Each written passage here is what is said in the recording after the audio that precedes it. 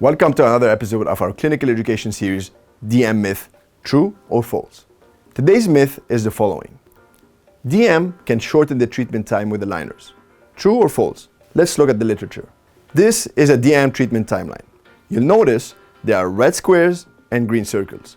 Red squares indicate moments where there was an aligner fit issue detected by DM's AI and the patient was prompted to wear his aligner for an extra few days. Green circles, on the other hand, indicate moments where no aligner fitting issues were detected and the patient was asked to move on to the next aligner. That's known as the go-no-go system created by DM. The go-no-go system is a great way to avoid minor aligner misfits transforming into major ones, which would greatly deteriorate the treatment progress. But if you only prolong the treatment when there are issues, then that would inevitably lead to longer treatments, right? In a study published by Lame al. in 2023, they found that despite the fact that DM reduced the number of appointments, it led to slightly longer treatments. This finding isn't surprising because the DM go-no-go system is not a one-way street. DM has a feature called the adaptive scan interval. This feature allows you to tailor the aligner change frequency to each patient's biological response.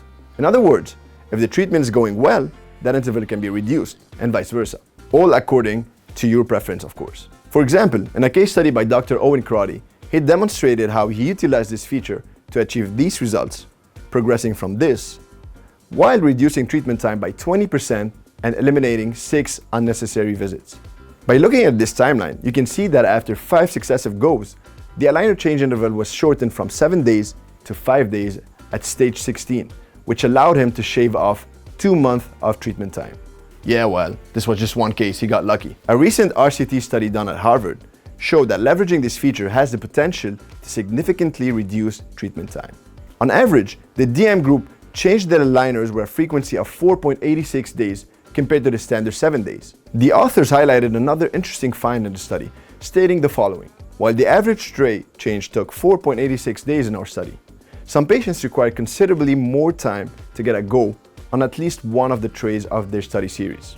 In fact, one patient in group 3 took 25 days to get a go on the 9th set.